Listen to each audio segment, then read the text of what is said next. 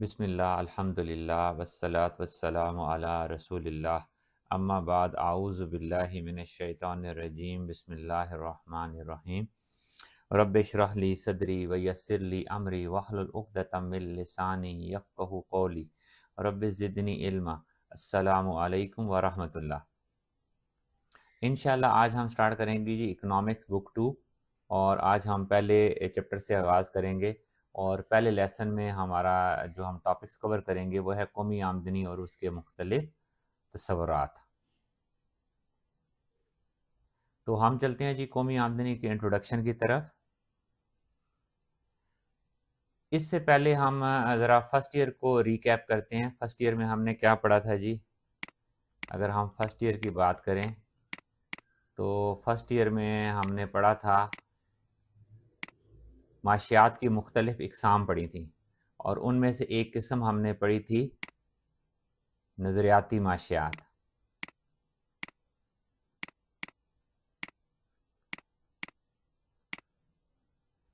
तो नज़रियाती माशियात के बारे में हमने पढ़ा था कि नज़रियाती माशियात की आगे दो बड़ी ब्रांचेज़ हैं।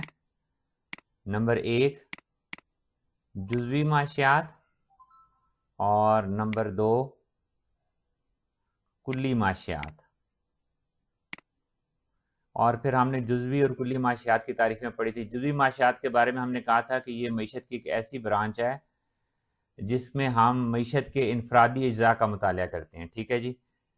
मिसाल के तौर पे एक सारिफ का मुतालिया करेंगे, एक फ़र्म का मुतालिया करेंगे, तो हम जुज़वी माशियात में मईशत के इनफरादी अज्जा का मुतालिया करते हैं। और फर्स्ट ईयर में हमने जितना भी पढ़ा है वो सारे का सारा उसका ताल्लुक जुज़वी माशियात से था। अब हम सेकंड ईयर में जो हमने करना है काम उसका ताल्लुक जो है वो कुलियाती माशियात से है। और कुलियाती माशियात की तारीफ हमने फर्स्ट ईयर में पढ़ी थी। ये मईशत की ऐसी ब्रांच है जिसमें हम मईशत का बैसियत मजमूई जायज़ा लेते हैं। मईशत का बैसियत मजमूई जायज़ा लेते हैं। इसमें हमने क्या पढ़ा था जी। कुलियाती माशियात में हम मईशत का बैसियत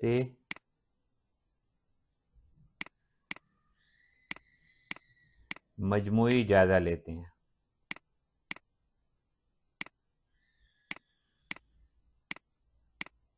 और हमने पढ़ा था कि कुलियाती माशियात के जो बड़े बड़े टॉपिक्स हैं उनमें एक है कौमी आमदनी। सबसे पहला था कौमी आमदनी।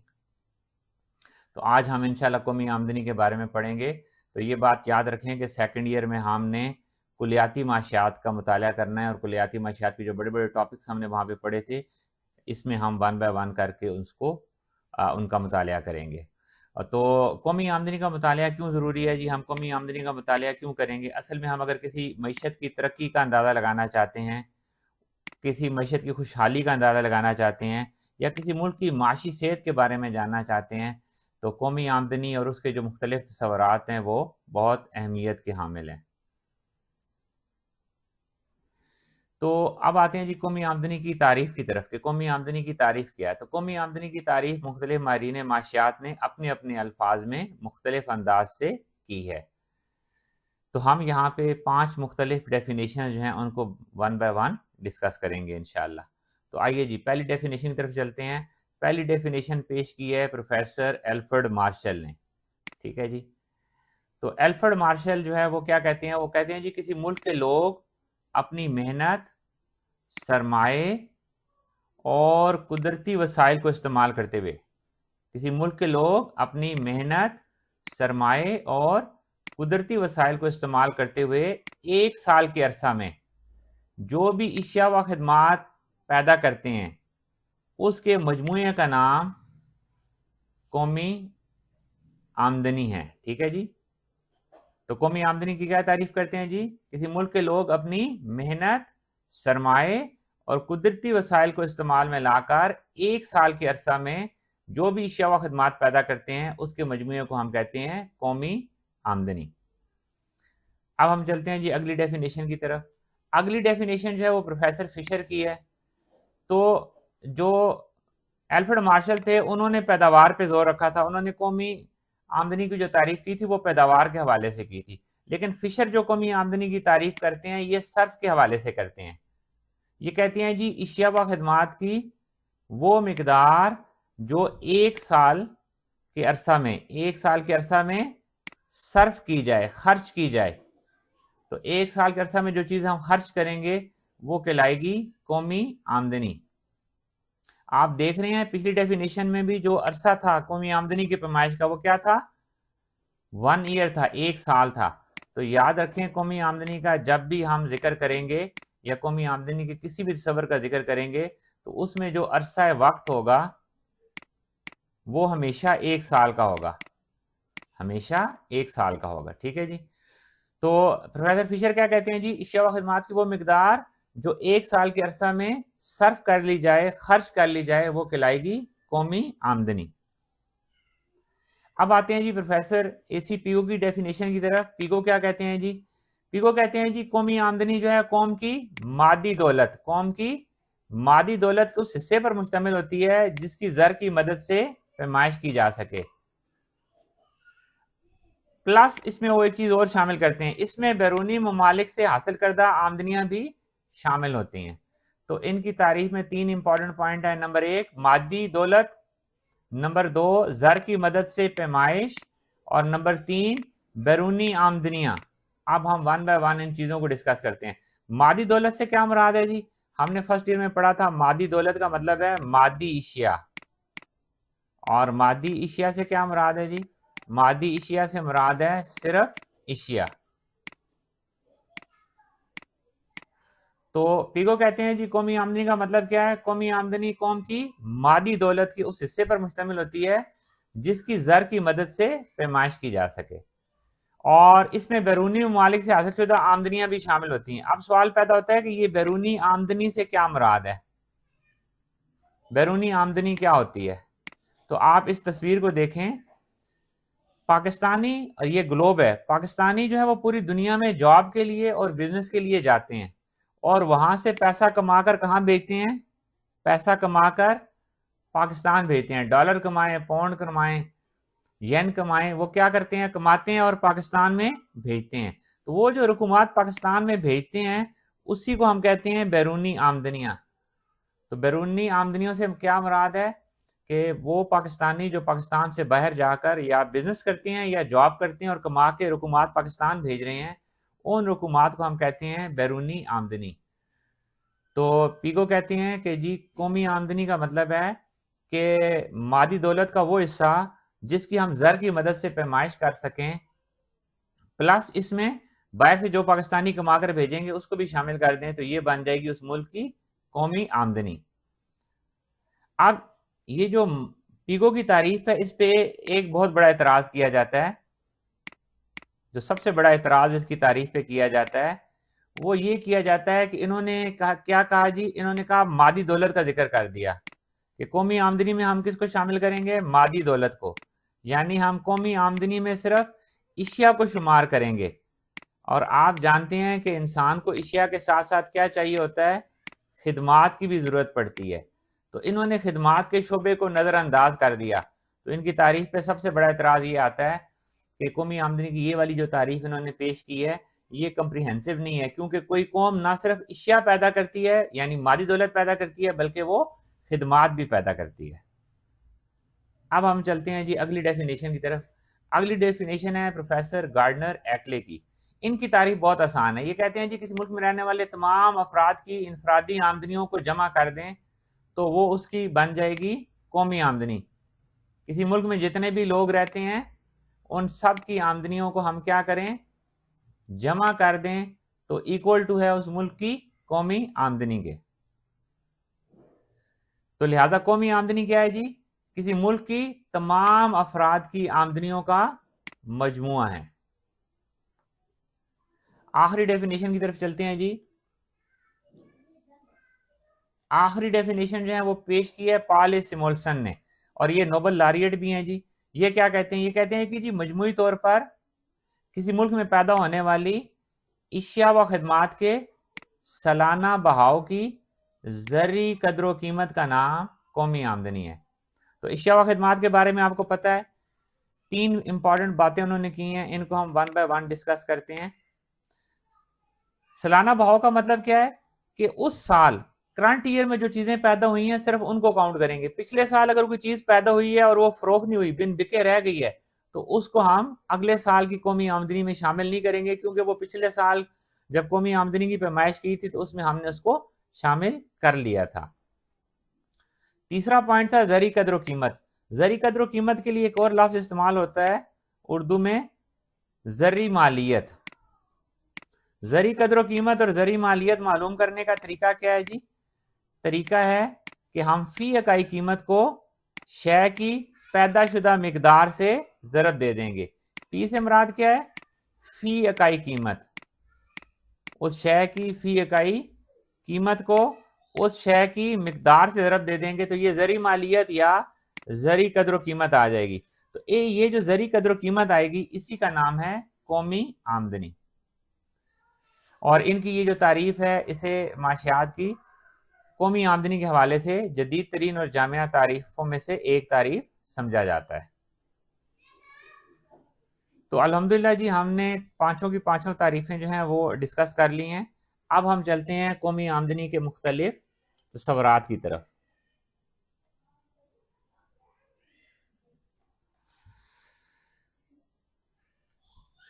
तो हम स्टार्ट करेंगे जी जीएनपी से, फिर हम आ जाएंगे एनएनपी की तरफ, फिर एनपी से हम आ जाएंगे जीडीपी की तरफ, जीडीपी से आ जाएंगे एनआई। एनआई का मतलब है नेशनल इनकम, कौमी आमदनी।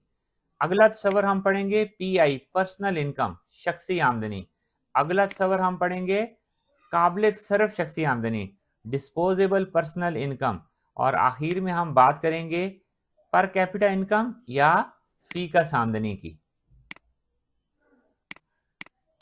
तो आइए जी हम इस सफर का आगाज करते हैं। तो सबसे पहले हमने जीएनपी का मुतालिया करना है। तो जीएनपी का मुतालिया करने के लिए सबसे पहले आप इस फोटोग्राफ को देखें। ये जो आपके सामने पिक्चर दी हुई है, इस पिक्चर को हम समझने की कोशिश करते हैं। ये पिक्चर हमें बता देगी कि जीएनपी से मुराद क्या है। तो ये जो बॉक्स है ये जीएनपी को रिप्रेजेंट कर रहा है और इसमें 2 पाइप्स हैं जो इसको फीड कर रहे हैं। ठीक है, नंबर 1 है जी अंदरूनी मुल्क पैदा होने वाली इशिया व खिदमात। अंदरूनी मुल्क पैदा होने वाली इशिया व खिदमात की जो जरी मालियत होगी वो। और नंबर 2 बैरूनी ममालिक से जो पाकिस्तानी हुकूमत कमा कर भेजेंगे वो भी इसमें शामिल होगी। तो 2 बड़े कंपोनेंट्स हैं जीएनपी के। नंबर 1 है कि अंदरूनी मुल्क जितनी भी इशिया व खिदमात पैदा होंगी वो इसमें शामिल हैं, और वो पाकिस्तानी जो पाकिस्तान से बाहर पूरी दुनिया में बैठे हुए हैं वो जो कुछ कमाकर पाकिस्तान में भेजेंगे वो भी पाकिस्तान की जीएनपी का हिस्सा होगा। इसका मतलब ये हुआ कि जीएनपी जो है ये सरहदों से बलातर है। पाकिस्तानी जहां जहां मौजूद हैं, चाहे पाकिस्तान के अंदर मौजूद हैं चाहे पाकिस्तान से बाहर मौजूद हैं क्योंकि वो पाकिस्तानी, तो लिहाजा हम जब भी जीएनपी को कैलकुलेट करेंगे तो तमाम पाकिस्तानियों की आमदनियों को जमा करेंगे। तो अब हम आते हैं जी डेफिनेशन की तरफ कि जीएनपी का मतलब क्या है। एक साल के दौरान पैदा होने वाली तमाम हतमी इशिया व खिदमात की कुल जर्री मालियत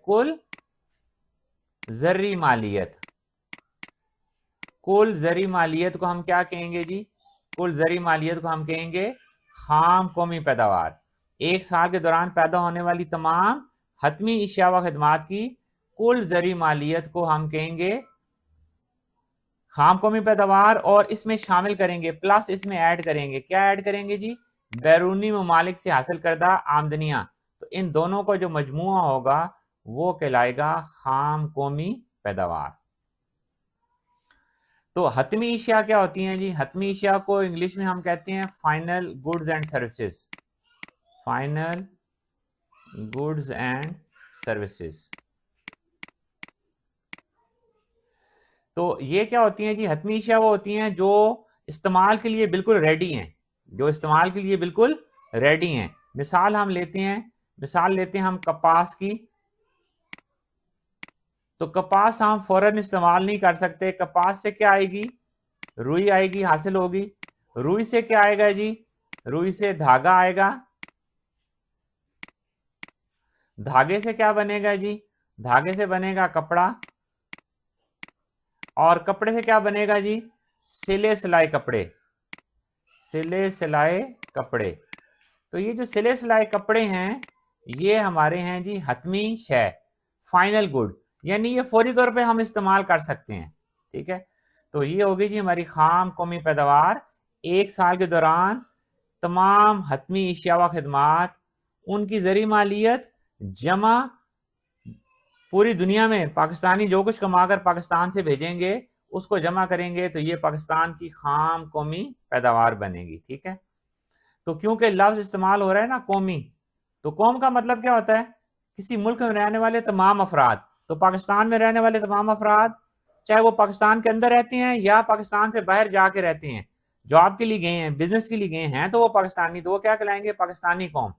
इसी तरह से अमेरिकन पूरी दुनिया में रहते हैं, लेकिन वो क्या कहलाएंगे? अमेरिकन कौम कहलाएंगे। ठीक है, तो ये अल्हम्दुलिल्लाह जी हमारा कॉन्सेप्ट क्लियर हो गया। अच्छा, इसके बारे में एक और बात बता दो, ये जो जीएनपी है, इसके लिए एक और टर्म भी इस्तेमाल होती है, जीनी, जीएनआई, ग्रॉस नेशनल इनकम। तो जो यूएनओ है, यूनाइटेड नेशन है, जब वो कौमी आमदनी की पैमाइश करते हैं तो वो कहते हैं कि जी जीएनपी को हम जीएनपी नहीं कहेंगे बल्कि जीनी कहेंगे, ग्रॉस नेशनल इनकम कहेंगे। दोनों कॉन्सेप्ट सेम है। तो अगर हम खाम कौमी पैदावार के लिए एक फार्मूला बनाना चाहें, इसको एक फार्मूले के जरिए रिप्रेजेंट करना चाहें, तो क्या होगा? जीएनपी बराबर होगी सी जमा आई जमा जी जमा एक्स माइनस एम। सी से मुराद क्या है जी? सी से मुराद है इशियाए सरफी पर खर्च, साल भर के दौरान इशियाए सरफी पर खर्च। आई से मुराद क्या है जी? आई से मुराद है इशियाए सरमाया पर खर्च, साल भर के दौरान इशियाए सरमाया पर खर्च। जी से मुराद क्या है? जी से मुराद है हुकूमती अखराजात, हुकूमती अखराजात। और एक्स से मुराद क्या है जी? बरामदात, जो चीजें हम पाकिस्तान से बाहर भेजते हैं। ठीक है, और एम से मुराद क्या है जी? एम से मुराद है दरामदात, जो चीजें हम बाहर से मंगवाते हैं।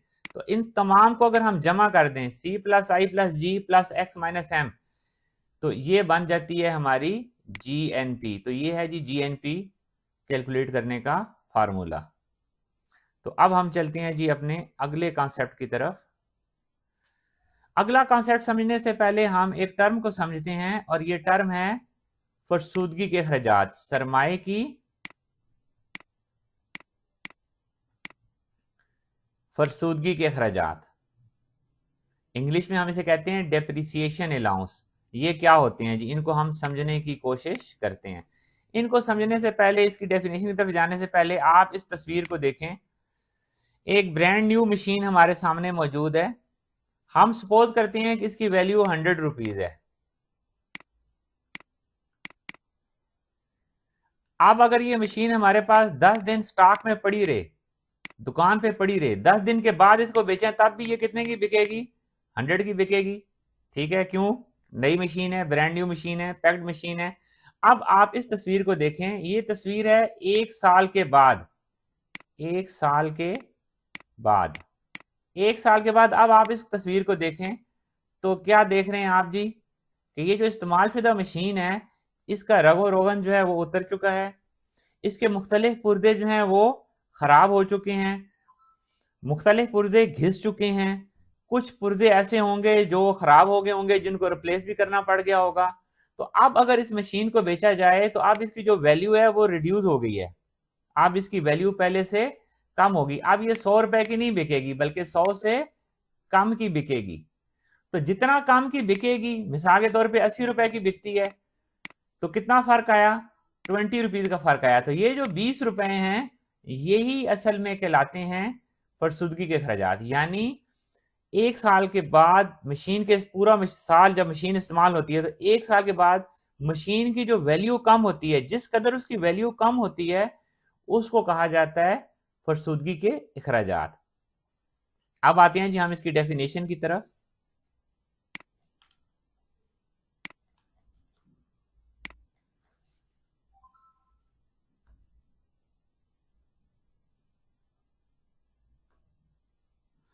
तो इसकी डेफिनेशन क्या है जी, कि जब किसी मुल्क में इशाए सरमाया इस्तेमाल में आती हैं तो उनमें क्या होता है जी, उनमें टूट फूट होती है,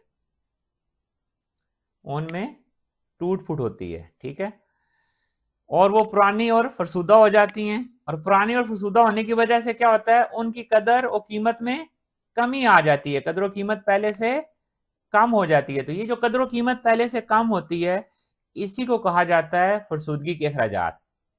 अब हम एक मिसाल ले लेते हैं।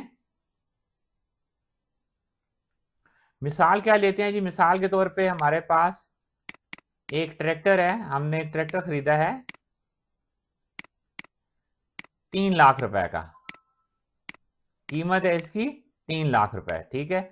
और इसकी उम्र कितनी है जी, हमें बता दिया फर्म ने कि ये 3 साल ही चलेगा जी सिर्फ। तो अब हमें क्या करना है, हर साल, हर साल उसकी आमदनी में से, किसकी आमदनी में से, ट्रैक्टर की आमदनी में से, उसकी आमदनी में से हमने 1 लाख रुपया बचाना है। 1 लाख रुपया क्या करना है जी, बचत करनी है। क्यों? क्योंकि 3 साल के बाद जब वो ट्रैक्टर खराब हो जाएगा तो हमारे पास 3 लाख रुपए इकट्ठे हो जाएंगे। तो हम क्या करेंगे, नया ट्रैक्टर खरीद लेंगे। तो ये जो 1 लाख रुपया हम हर साल बचा रहे हैं, ये कहलाते हैं फरसूदगी के अखराजात, ये कहलाते हैं फरसूदगी के अखराजात। तो उम्मीद है जी ये कंसेप्ट इंशाल्लाह आपको क्लियर हो गया होगा। अब हम चलते हैं कौमी आमदनी के अगले कॉन्सेप्ट की तरफ। अगला कॉन्सेप्ट है जी, वो है खालिस कौमी पैदावार। ये भी है जी, खालिस है, कौमी है और पैदावार है, ठीक है जी, खालिस कौमी पैदावार, नेट नेशनल प्रोडक्ट, एनएनपी। इसको समझने से पहले आप इस तस्वीर को देखें गौर से। ये जो बड़ा बॉक्स है ये शो कर रहा है जीएनपी को, और ये जो छोटा बॉक्स है ये शो कर रहा है एनएनपी को। ये बॉक्स छोटा होने का मतलब है कि जब इस बड़े बॉक्स से हम इसकी तरफ आए हैं तो इसमें से कोई चीज माइनस हो गई है। क्या चीज माइनस हुई है जी, अमले फरसूदगी के अखराजात। जो अमले फरसूदगी के अखराजात आए थे साल भर के दौरान, उन अखराजात को अगर हम जीएनपी से मनफी कर देते हैं तो बाकी जो कुछ हमारे पास बचता है वो है हमारे पास एनएनपी। तो एनएनपी निकालने का फार्मूला क्या है जी, बहुत आसान फार्मूला है, जीएनपी में से फरसूदगी के अखराजात को मनफी कर दें तो बाकी जो रकम हमारे पास बचेगी वो कहलाएगी खालिस कौमी पैदावार।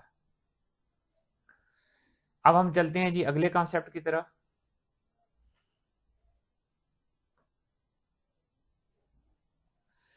तो अगला कॉन्सेप्ट है जी खाम मुल्की पैदावार। इसके लिए एक और नाम भी इस्तेमाल होता है जी, उर्दू में एक और टर्म इस्तेमाल होती है, खाम दाखिली पैदावार। खाम मुल्की पैदावार या खाम दाखिली पैदावार। अब यहां पे कौम का लफ्ज नहीं आया, यहां पे मुल्क का लफ्ज आ गया है, ठीक है, और इंग्लिश में कहते हैं जीडीपी, ग्रॉस डोमेस्टिक प्रोडक्ट। अब इसको समझने से पहले आप पाकिस्तान के मैप को देखें। आपके सामने पाकिस्तान का नक्शा दिया हुआ है। ये जो नक्शा है पाकिस्तान का, ये पाकिस्तान की जोग्राफियाई हदूद को बयान करता है। किसको बयान करता है जी, पाकिस्तान की जोग्राफिया को बयान करता है। तो जो जीडीपी है उसका ताल्लुक जोग्राफिया के साथ होता है, जोग्राफियाई हदूद के साथ होता है। पाकिस्तान की जोग्राफियाई हदूद में साल भर के दौरान जो भी हतमी अशिया व खदमात पैदा होंगी उनकी ज़री मालियत को हम कहेंगे खाम दाखिली पैदावार या खाम मुल्की पैदावार, ठीक है। और इसमें जो बैरूनी ज़राए से आमदनी है वो शामिल नहीं होगी, बैरूनी ज़राए से जो हम आमदनी हासिल करते हैं वो शामिल नहीं होगी। वो पाकिस्तानी जो बाहर से कमा कर भेज रहे हैं, क्योंकि वो पाकिस्तान से बाहर हैं, लिहाजा उसको हम अब पाकिस्तान की जीडीपी में शामिल नहीं करेंगे। अब आते हैं हम इसकी डेफिनेशन की तरफ, फिर इसको डिटेल समझने की कोशिश करते हैं कि मुल्क की जोग्राफियाई हदूद के अंदर पैदा होने वाली तमाम हतमी अशिया व खिदमात की कुल ज़र्री मालियत, कुल ज़र्री मालियत का जो मजमुआ होगा उसे कहेंगे हम खाम मुल्की पैदावार या खाम दाखिली पैदावार। इसका मतलब क्या है? इसका मतलब है पाकिस्तान में कौन कौन रहता है जी? पाकिस्तान में सबसे पहले तो पाकिस्तानी रहते हैं जी। इसके अलावा बहुत सारे अमेरिकन भी यहाँ पे आके बिजनेस करते हैं जी। बहुत सारे सऊदी भी आके यहाँ पर बिजनेस करते हैं जी। बहुत सारे जापानी भी आकर यहाँ पे बिजनेस करते हैं। ठीक है। इसी तरह हो सकता है कि कोई इंडियन भी आकर पाकिस्तान में या जॉब करते हो या बिजनेस करते हो किसी। ठीक है।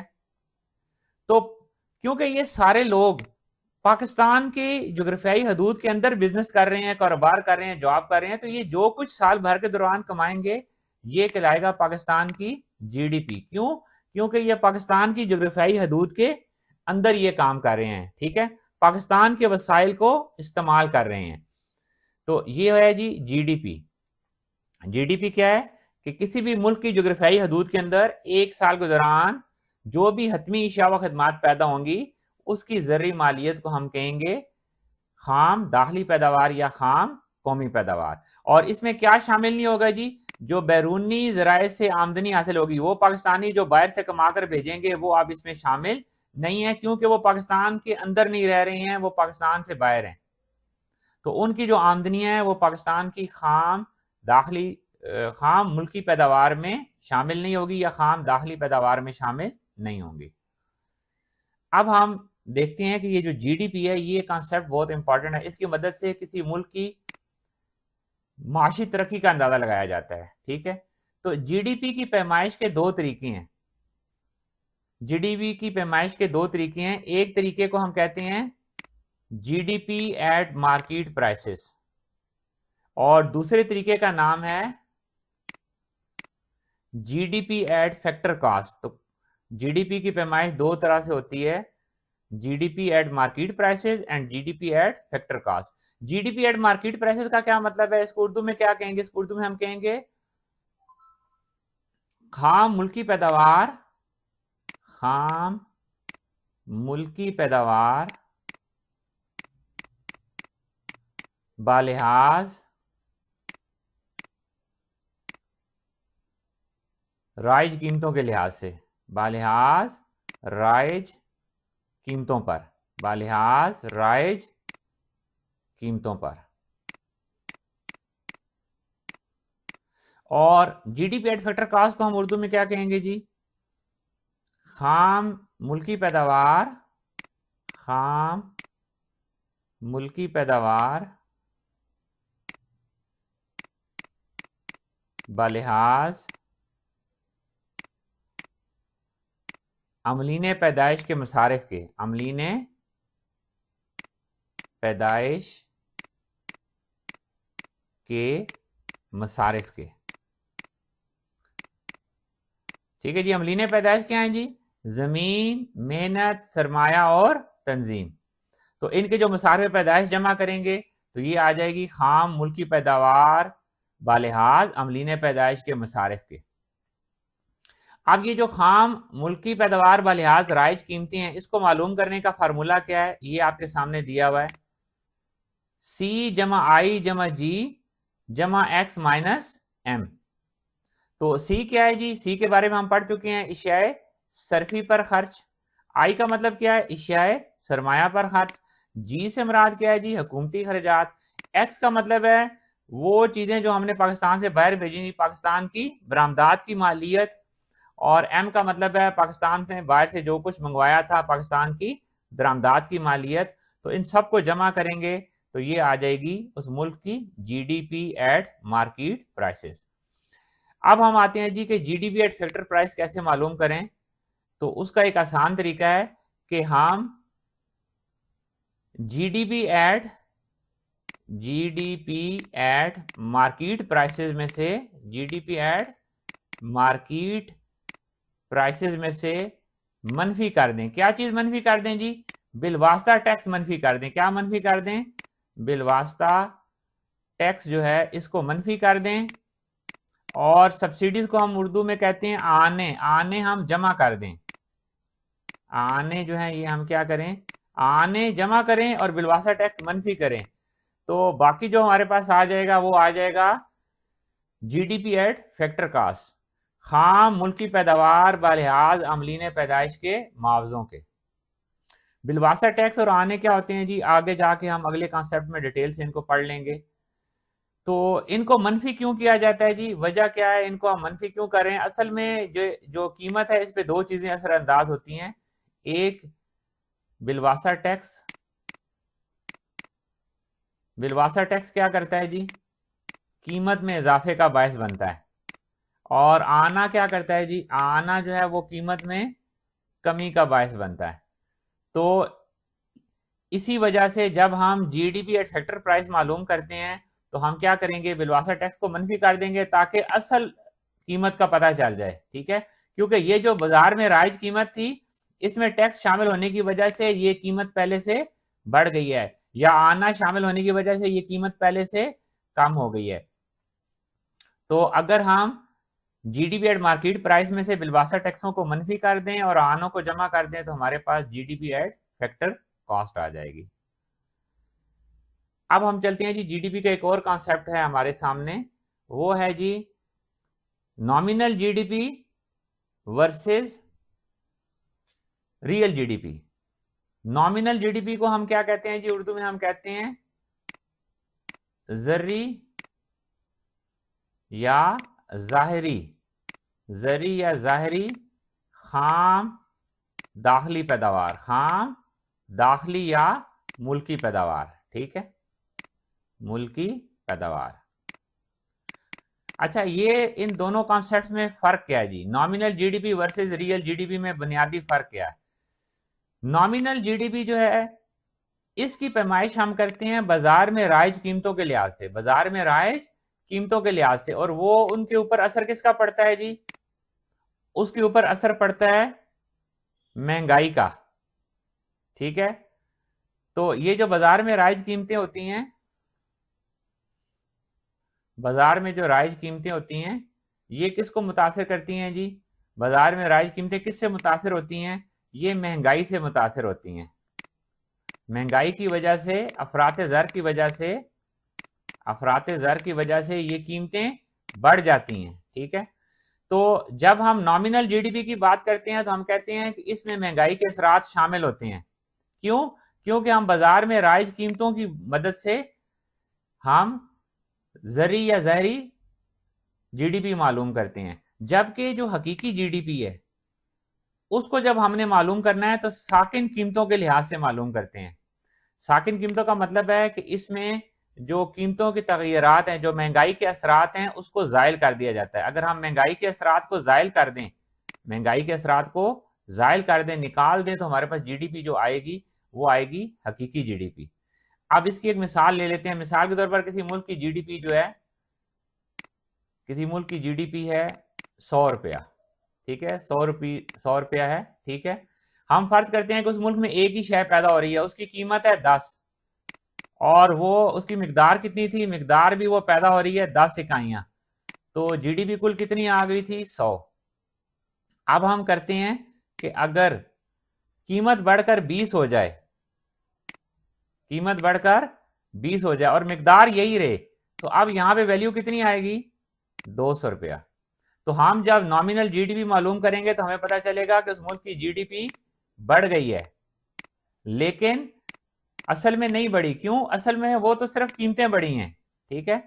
तो अगर हमने हकीकी जीडीपी मालूम करनी है, हकीकी तरक्की देखनी है, तो हमने ये जो कीमतों के असरात हैं इनको जायल करना है। जायल करने के बाद जो हम कैलकुलेट करेंगे वो आएगी हमारी हकीकी खाम मुल्की पैदावार। तो उसकी मदद से हम उस मुल्क की मईशत के बारे में अंदाजा लगाएंगे कि अगर उस मुल्क की रियल जीडीपी बढ़ गई है, रियल जीडीपी में इजाफा हुआ है, तो हम कहेंगे कि वो मुल्क माशी लिहाज से तरक्की कर रहा है। तो अब हम चलते हैं जी अगले कॉन्सेप्ट की तरफ। अगला कॉन्सेप्ट है जी कौमी आमदनी, कौमी आमदनी, नेशनल इनकम। तो कौमी आमदनी मालूम करने के लिए हम इस फार्मूले की तरफ आ जाते हैं। कहां से मालूम करेंगे? एनएनपी से मालूम करेंगे, नेट नेशनल प्रोडक्ट। ठीक है, तो इसमें से हम क्या मनफी कर देंगे जी? मनफी कर देंगे बिलवास्ता टैक्स, मनफी कर देंगे बिलवास्ता टैक्स, और जमा कर देंगे आने, सब्सिडीज जमा कर देंगे आने।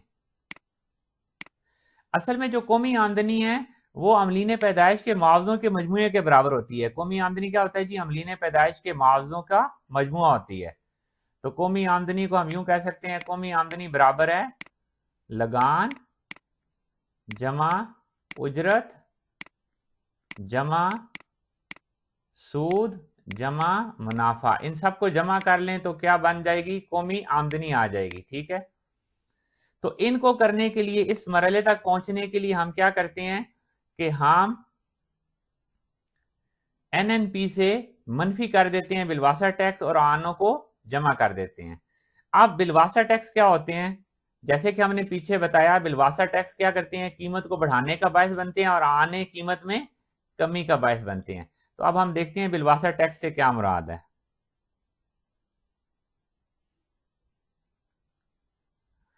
बिलवास्ता टैक्स किसे कहते हैं? ठीक है जी, बिलवास्ता टैक्स।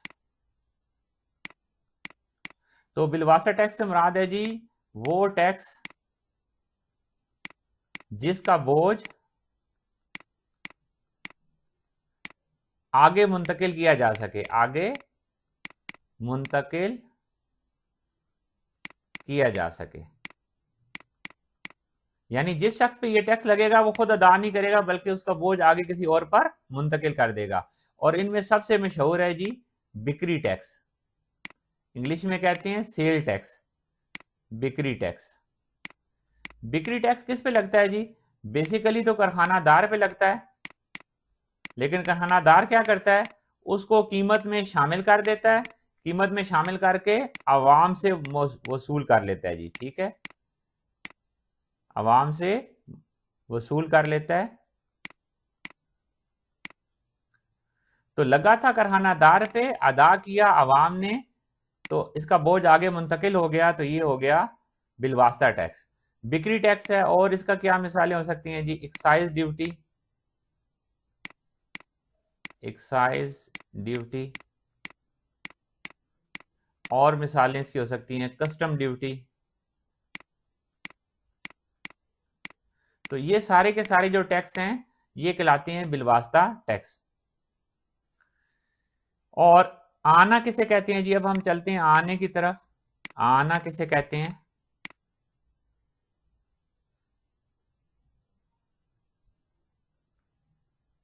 तो आने का क्या मतलब होता है जी? किसी शय की कीमत का वो हिस्सा, किसी शय की कीमत का वो हिस्सा जो हुकूमत अदा करती है ताकि अवाम को शय सस्ती दस्तयाब हो। ठीक है जी, किसी शय की कीमत का वो हिस्सा जो हुकूमत अदा करती है ताकि अवाम को शय सस्ती मिले।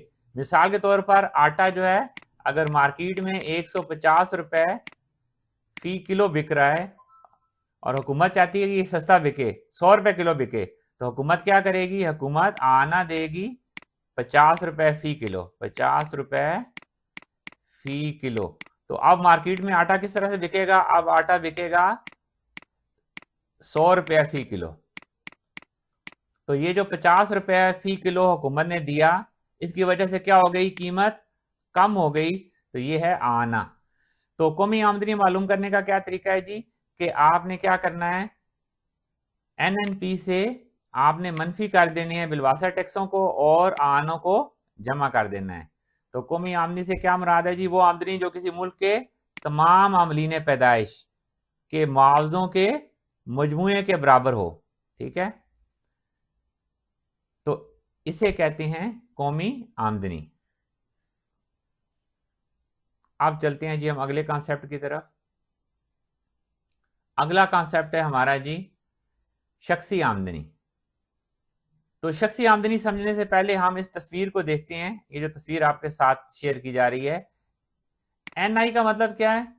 कौमी आमदनी, ठीक है। और नीचे है पीआई, शख्सी आमदनी, पर्सनल इनकम, ठीक है। अब ये जो कौमी आमदनी से जो शख्सी आमदनी तक का सफर है, इसमें बहुत सारी रुकावटें आएंगी।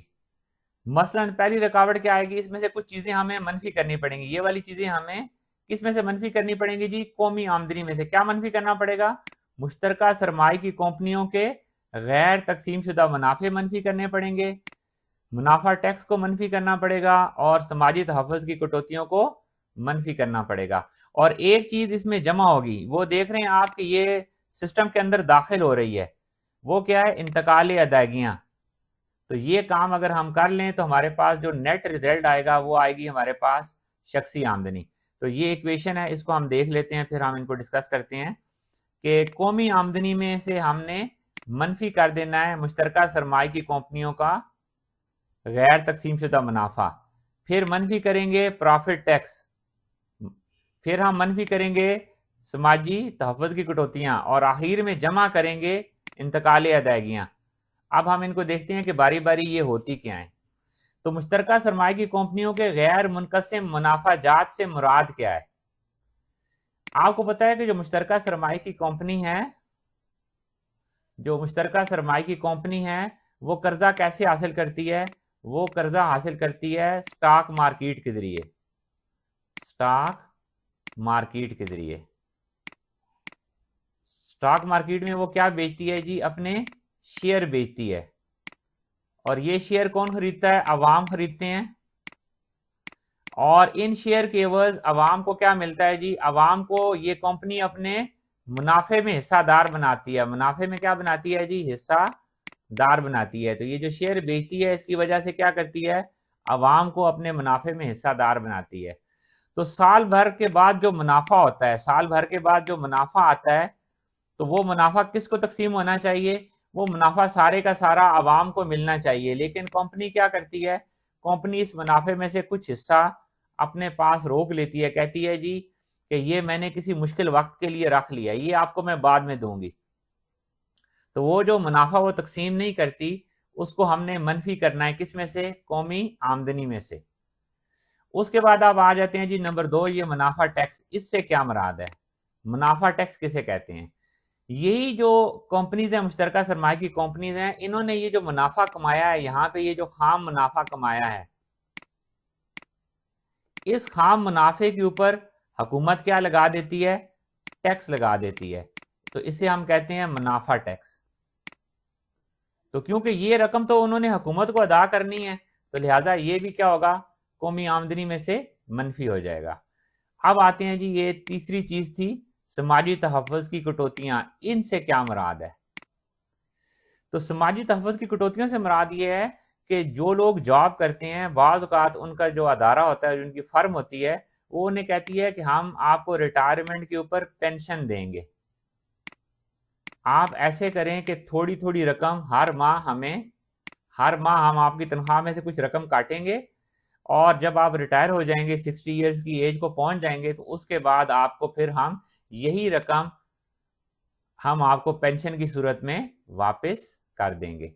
या गवर्नमेंट हम कहती है जी मुलाजमीन को कि हम आपकी तनख्वाह से हर माह कुछ रकम काटेंगे, और जब आप रिटायर होंगे तो आपको जीपी फंड के नाम से ये रकम हम काटेंगे, और जब आप रिटायर होंगे तो ये सारी की सारी रकम आपको लमसम हम दे देंगे। ये समझ लें कि आपकी एक कमेटी पड़ी हुई है। तो इसे कहा जाता है समाजी तहफ़्फ़ुज़ की कटौतियां।